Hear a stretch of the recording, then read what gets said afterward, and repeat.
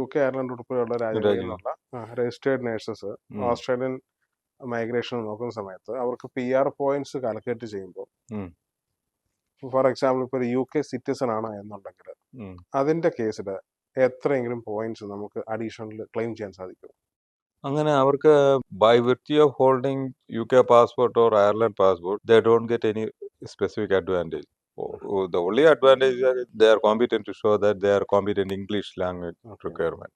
UK, Ireland passport holders competent English language requirement citizenship കൊണ്ട് തന്നെ ഒരു സാറ്റിസ്ഫൈ ചെയ്യും. അതായത് ആ ഒരു കോമ്പറ്റന്റ് ഇംഗ്ലീഷ് അവർ എഴുതാതെ തന്നെ ആ പാസ്പോർട്ട് 5 ഇംഗ്ലീഷ് സ്പീക്കിംഗ് ആയിട്ടുള്ള 5 countries, UK, USA, New Zealand, Ireland, Canada, ഈ രാജ്യങ്ങളുടെ പാസ്പോർട്ട് ഹോൾഡർ ആണെന്നുണ്ടെങ്കിൽ നിങ്ങൾ ബൈ ബർത്ത് കോമ്പീറ്റന്റ് ഈ ഇംഗ്ലീഷ് ലാംഗ്വേജ് റിക്വയർമെന്റ് സാറ്റിസ്ഫൈ ചെയ്യും for the purpose of skilled migration.